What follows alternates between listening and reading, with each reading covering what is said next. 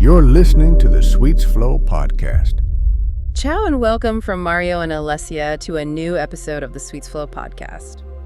You know, it strikes me that real estate advertising no longer needs more beauty. It desperately needs more honesty. That's a really sharp way to put it. So this deep dive, we're exploring why the industry's usual playbook, the one full of abstractions and cliches, is basically collapsing into costly invisibility. And how specificity, getting real, is maybe the only path left to get optimal results. Yeah, that really hits home. Because we're talking about marketing, one of the biggest, most sensitive financial decisions a person makes. Right, whether it's a 2-year lease or even a lifelong mortgage commitment. Huge decisions. Yet, the way the product is traditionally marketed, well, it often feels based on the sheer minimum required effort, doesn't it? Absolutely.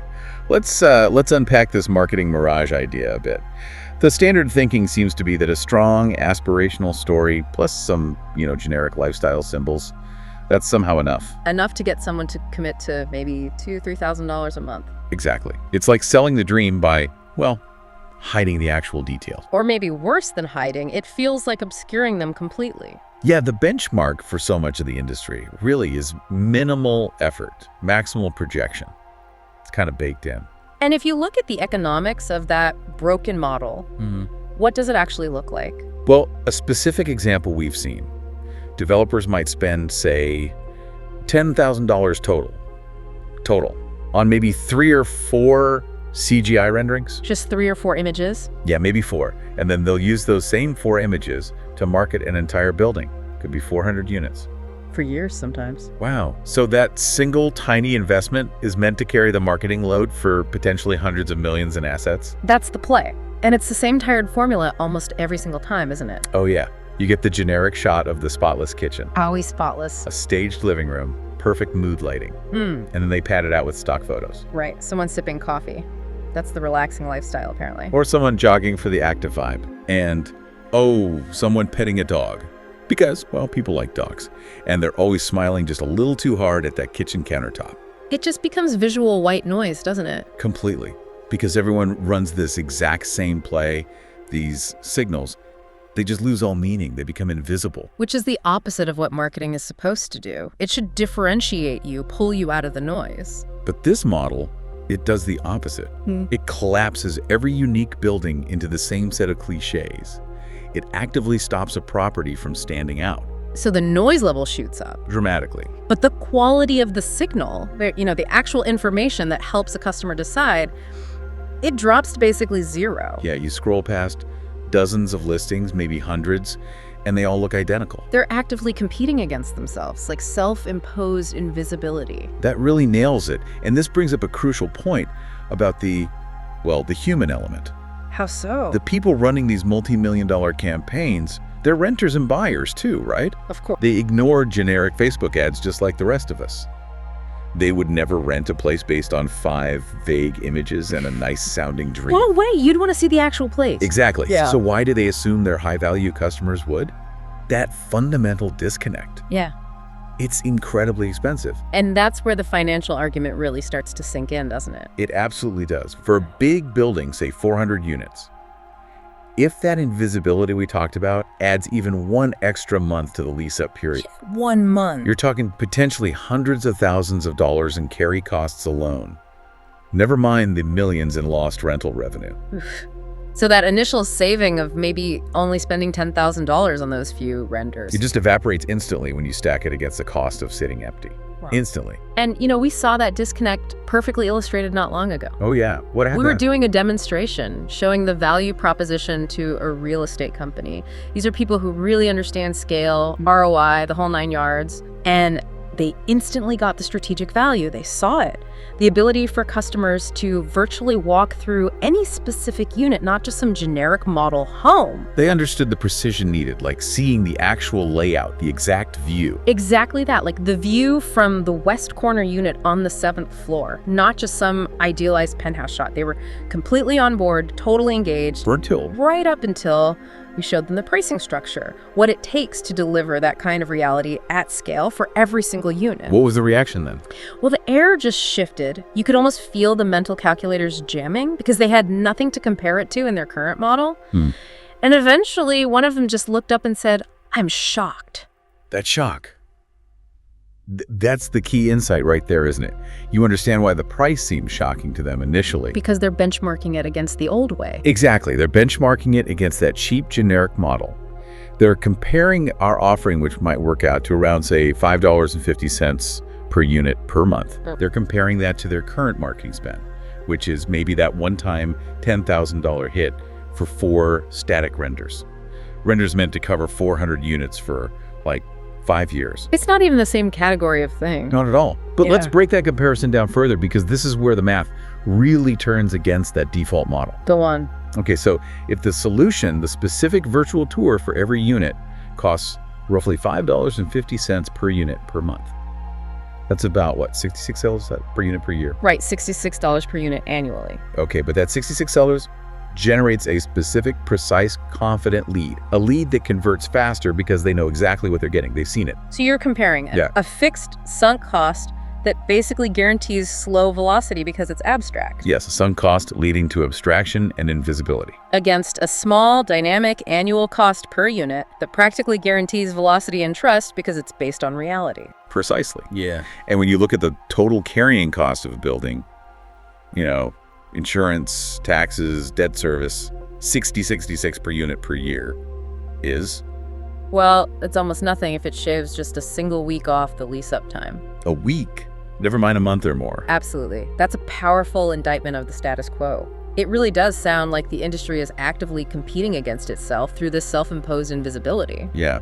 And the problem is that old model, the one relying on abstraction, it worked kind of well enough for long enough that it just became the default setting. Became comfortable. It's easy, right? Just repeat last year's minimal effort campaign. Check the box. But default and optimal are rarely the same thing, especially not now. Exactly. The people who are winning, especially in these really competitive markets, they realize that the old playbook was maybe fundamentally flawed from the start. And that the cost of abstraction, the cost of being invisible, It's always, always higher than the cost of showing reality. Marketing based on abstraction just cannot compete anymore with marketing based on reality, period. So that shift in perspective, comparing the cost of reality against the cost of delays and invisibility, that brings us right to the solution. which seems to be what everyone is demanding now, specificity. Right. The industry doesn't need more content, like another lifestyle blog post. No, it needs the exact thing a customer requires to confidently make one of the biggest decisions of their life. Exactly. It's not about adding another layer of, stylized branding. It's about giving them radical access.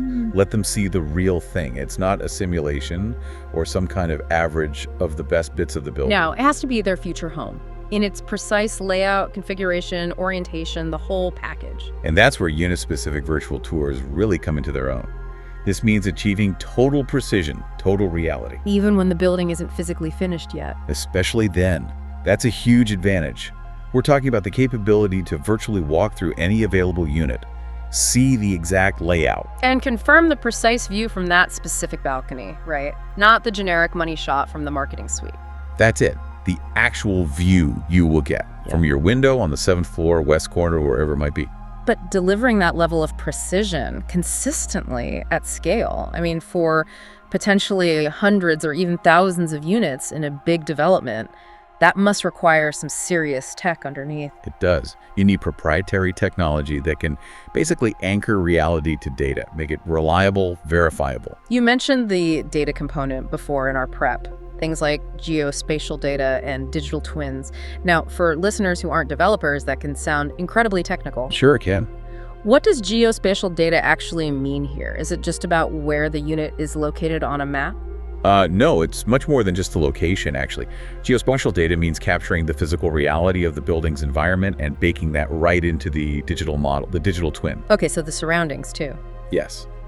This data collection pulls together all the architectural plans, the design specs, the visual information, and it creates these reliable, data-anchored digital twins of every single unit.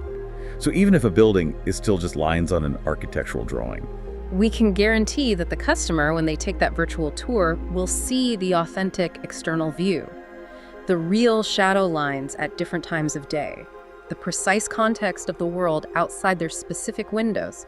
It's grounded in measurable reality. that makes sense. And that's why those specific features you sometimes see, they aren't just add-ons, are they? They're integral. Absolutely. If you're touring a specific unit, you need to know about the world immediately outside it, too. It's part of the decision. And this is where features like the point of interest to interact as map come in. Exactly. It leverages that geospatial data we were talking about. Yeah. It helps people understand the full environment, the surroundings of the building, not just the interior floor plan. So it expands that crucial specificity beyond just the four walls of the apartment. Right. That level of confidence, that verified reality. It unlocks something incredibly valuable for the developer, something beyond just money. Velocity. Time. In real estate, velocity is pretty much everything. And that translates into immediate, measurable return on investment, ROI. Okay, let's break that down. What kind of ROI are we talking about? Well, think about the time you don't spend waiting for construction to finish before you can really start marketing effectively. Because the units, they're digitally real and ready to tour from day zero. Okay, huge time saving there. Huge. Then, think of the cost you save by not needing to physically stage every single model unit, or even multiple model units. Right, the furniture, the upkeep. All that.